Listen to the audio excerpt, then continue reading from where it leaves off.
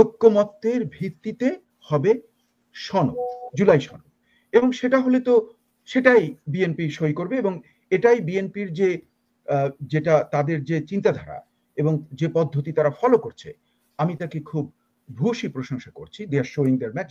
ওদের যে আমির, তার প্রতি আমার উপদেশ হইল যে আপনি ফেরত যান, আপনি জিন পরি চালান দেন, তাবিজ কবজ দেন, পানি পড়া বিক্রি করেন, তারপরে মিলাদ পড়ান, মুসলমানি করান, তারপরে মাঝে মাঝে গিয়া খাসি গরু জবেহ দেন।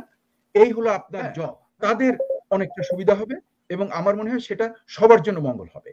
কিন্তু এই পিয়ার পদ্ধতি যদি বাংলাদেশে প্রচলন করা হয় লোয়ার হাউসে, যেটা আপনি লক্ষ্য করে দেখবেন যে ঐক্যমত্য কমিশনের যে আলোচনায় কিন্তু এটা কখনো, যে সেনাপতি আমাদের সেনানায়কের কথা বললেন, উনি খুবই ভদ্রলোক এবং উনি কিন্তু এই যে আন্দোলনের সময় যে ৩রা অগাস্টে ওনার যে ডিসিশন, সেটা কিন্তু আন্দোলনের মোড় ঘুরিয়ে দিয়েছিল। আমরা জানি অতীতে যত বড় বড় বিপ্লব হয়েছে, যেমন ধরেন রুশ বিপ্লবে কিন্তু সৈন্যবাহিনী যে কমিশনে জয়েন করেছিল, হ্যাঁ, সেটা কিন্তু দারুণ মানে ভূমিকা রেখেছে। আবার ফরাসি বিপ্লবে আমরা দেখেছি যে বাস্তিল দুর্গে যখন শেষ মুহূর্তে এসে সৈন্যবাহিনী জনগণের সঙ্গে জয়েন করেছিল। এগুলো আমরা ইতিহাস থেকে জানি এবং আমরা দেখলাম আমাদের চোখের সামনে বাংলাদেশে, এবং সেখানে এই সেনানায়ক যে জেনারেল ওয়াকারুজ্জামান, তার অবদান অবিস্মরণীয় হয়ে থাকবে। আমি তাকে দারুণ সাধুবাদ দেই তার ওই ভূমিকার জন্য। এই পর্যন্ত ওনার যে বিহেভিয়ার আমি দেখলাম, একটা দারুণ ম্যাচিউরিটি, যেটা এমনকি একটা সেনাবাহিনীর প্রধানের চেয়েও মানবিকতা ওনার মধ্যে অনেক অনেক মনে হয় যেন বিশাল একটা কম্পোনেন্ট। এবং উনি যে এই যে ছেলেগুলো যে আজে বাজে কথা বলছে, সেগুলোকে উনি ক্ষমা সুন্দর চোখে মাফ করে দিলেন। এটাও তার একটা বিরাট উদারতার মানে মানে মানে প্রমাণ দিল আমাদের সামনে। এবং আমার বিশ্বাস যে এই ইউনূস গভর্নমেন্টে যে বর্তমান ডিসিশনস এবং তার যত এরা আছে ক্যাবিনেট লোকদের যে বক্তব্য, ইলেকশন কমিশনের বক্তব্য এবং সেনাবাহিনীর বক্তব্য, সব মিলে আমার মনে হচ্ছে যে ফেব্রুয়ারিতে এই নির্বাচনটা হচ্ছে। তো নির্বাচনটা হয়ে যাচ্ছে, কিন্তু এই নির্বাচনকে বাধাগ্রস্ত করার জন্য এখনো কিন্তু আমরা দেখছি। তার আগে আমি সনদের যেটা আপনি বললেন যে ইনকনসিস্টেন্সি, এটা কিন্তু সালাউদ্দিন সাহেব কিন্তু খুব ভালোভাবে উল্লেখ করেছেন, মানে ওই সালাউদ্দিন সাহেব, যে এটা যদি এখনই রেফারেন্স সুপ্রিম কোর্টের অ্যাপিল ডিভিশনে যায়, সেটা কিন্তু পদ্ধতিগতভাবে হবে একটা ভুল ব্যাপার।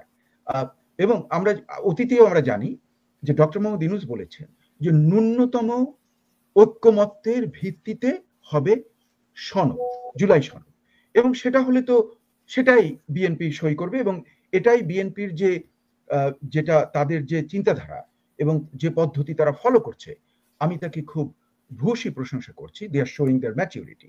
কিন্তু কিছু কিছু দল আছে, যেমন ধরুন আমি বলবো যে এই যে আপনি যাদের কথা উল্লেখ করলেন, এই ভদ্রলোক সে পিয়ার নির্বাচনের দিকে যেতে চায়।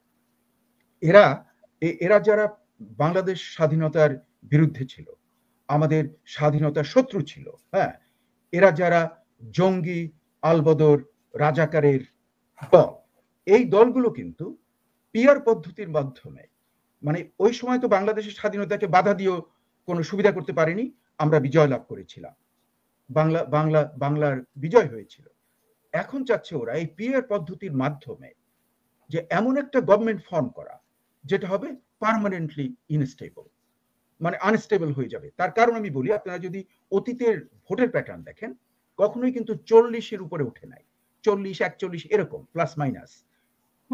কাজেই 40-এ যদি আপনি পিয়ার পদ্ধতি দেন পার্লামেন্টের, মানে যেটা লোয়ার হাউস, তাহলে দেখবেন যে কেউই গভর্নমেন্ট ফর্ম করতে পারবে না, তাহলে তার কোয়ালিশন করতে হবে। এবং আমরা অতীতে জানি যে কোয়ালিশন নিয়ে কি হয়েছে। এই জগন্নাথ হলে, যেটা জগন্নাথ হল, ওখানে ছিল লেজিসলেটিভ অ্যাসেম্বলি, ওখানকার মারামারি আমরা তো জানি।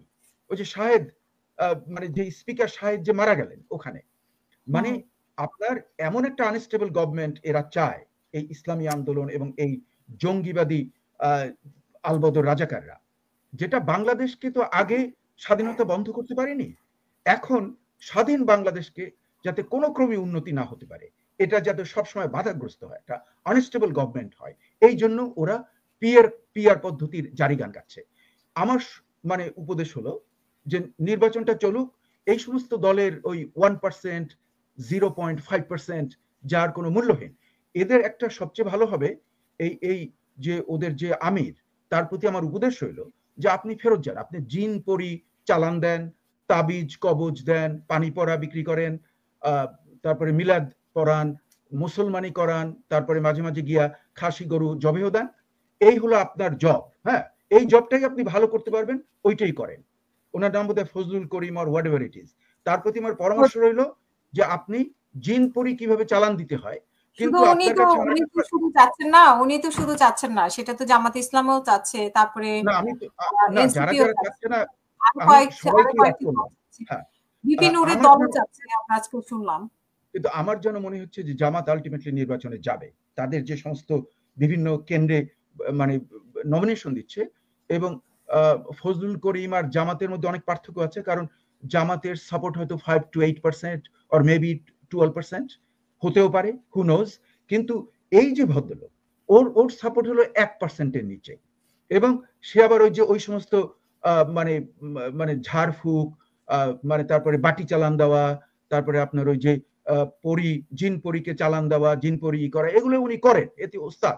এবং শুধু তাই নয়, ওনার আমি আরো একটা জিনিস জানি যে ওনার যে কত বড় স্পর্ধা, উনি বলছিলেন যে ইয়াজিদ কারবালার ময়দানে, সেই জঘন্য ইয়াজিদকে উনি বলছেন একটা বিশাল নাকি মহৎ মহান লোক ইসলামের ইসের, এই বেটা বলছে, কিন্তু এই লোকটা ফজল করে এরকম একটা ফালতু লোকদের সেই ইলেকশনে আসুক আর না আসুক, ইট ডাজন্ট ম্যাটার। এবং আমার মতে যে নির্বাচন তো হবে, এতে যদি কেউ না আসতে চায়, এবং বিশেষ করে স্বাধীনতা বিরোধী এই জঙ্গিরা যদি না আসে, সেটা সবার জন্যই মঙ্গল। আমি মনে করি ওরা না আসাই ভালো। ওরা যদি নির্বাচনে না আসে, তাহলে অন্যান্য যে দলগুলো আছে, বিভিন্ন যে সেন্ট্রিস্ট পার্টি আছে, বামপন্থী দল আছে, অন্যান্য যে ইসলামিক দল আছে, হ্যাঁ, তাদের অনেকটা সুবিধা হবে, এবং আমার মনে হয় সেটা সবার জন্য মঙ্গল হবে। কিন্তু এই পিয়ার পদ্ধতি যদি বাংলাদেশে প্রচলন করা হয় লোয়ার হাউসে, যেটা আপনি লক্ষ্য করে দেখবেন যে ঐক্যমত্য কমিশনের যে আলোচনায় কিন্তু এটা কখনো আসেনি, আসছে আপার হাউস, সেনেটের ব্যাপারে আসছে, নট ফর দ্য পার্লামেন্ট। এবং ওই ঐক্যমত্য কমিশনের যে Ali Riaz, he is very intelligent, আমার কলিগ, আমি কলিগ বলি কারণ উনিও এখানে অধ্যাপক যুক্তরাষ্ট্রে, ওনাদের যে সিদ্ধান্তটা, উনি যেভাবে এটা ট্যাকটিক্যালি এগিয়েছেন, তাতে আমি দেখলাম যে ওই পার্লামেন্টের ব্যাপারে ওটা রেজলিউশনের মধ্যে আসে নাই, আলোচনার মধ্যে আসেনি। তার অর্থ ওইটা আউট অফ টাচ, ওটাকে টাচ করা যাবে না। আমার মনে হয় ওনারা বুঝেছেন যে বাংলাদেশের ভবিষ্যতের জন্য, বাংলাদেশের স্টেবল গভর্নমেন্ট আসার জন্য, বাংলাদেশের উন্নতির জন্য এই ধরনের যে পিয়ার পদ্ধতি পার্লামেন্টে মানে লোয়ার হাউসে ইন্ট্রোডিউস করাটা হবে মানে আমাদের জন্য একটা আত্মহত্যার সমান। সেটা ওনারা বুঝেই ওটাকে রাখেননি। এখন এটা নিয়ে এরা ক্লামারিং করছে, কিন্তু কোনো লাভ নেই, গুড়ে বালি। এবং আমার মনে হয় যেন এই স্বাধীনতা বিরোধীরা যদি নির্বাচনে না আসতে চায়, আমার মনে হয় খুব একটা মানে কেয়ার না করলেই চলে, তাতে সবারই মঙ্গল হবে, এবং বাংলাদেশ একটা উন্নতির শিখরে। আপনি তো একজন মানে উচ্চ শিক্ষিত মানুষ, বেশ জ্ঞান আছে আপনার, আপনি নিজেও একজন পলিটিক্সে ছিলেন, তাতে করে ভালো হবে। বিএনপি কে একা নির্বাচন করবে? নো নো নো, বিএনপি প্রায় কমপক্ষে 70টা দল, আমার ধারণা 50টা তো আসছেই, হ্যাঁ, এমনকি it could go up to 70। 50টা দল যদি নির্বাচনে অংশগ্রহণ করে, হ্যাঁ, ধন্য ধন্য, এর চেয়ে আর কি আনন্দের কি থাকতে পারে? এরকম একটা আনন্দ পরিবেশে 50টা দল, এবং এখানে যদি স্বাধীনতা বিরোধীরা যদি নির্বাচনে না আসে, কিংবা এনসিপির মতো এখনো তারা পায়নি, যে আপনার যেটা মানে দেয়, মানে আনুষ্ঠানিকভাবে যে গ্রহণযোগ্যতা এখনো পায়নি। আর ওরা তো ওই যে ওদের তো আমরা দেখছি যে শেষ দিকের মিটিং গুলোতে 200, 300, 250 লোকও ওরা জোগাড় করতে পারে না।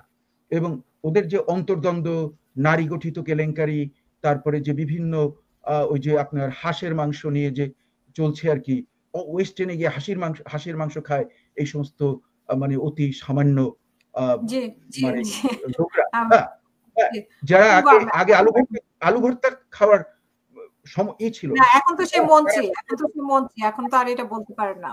না, না, যে মন্ত্রী হলেও আপনি ওয়েস্ট তার এন্ডে গিয়ে হাঁসের মাংস খান ভোরবেলা, হ্যাঁ? এটা একটু আমার কাছে দারুণ আশ্চর্য মনে হচ্ছে, হ্যাঁ? এবং সে নিজে বলেছে এই সমস্ত লোকরা যদি নির্বাচন না করে, এতে নির্বাচনের কিছু আসে যায় না, কারণ ওরা হয়তো জি, অনেক 0.1%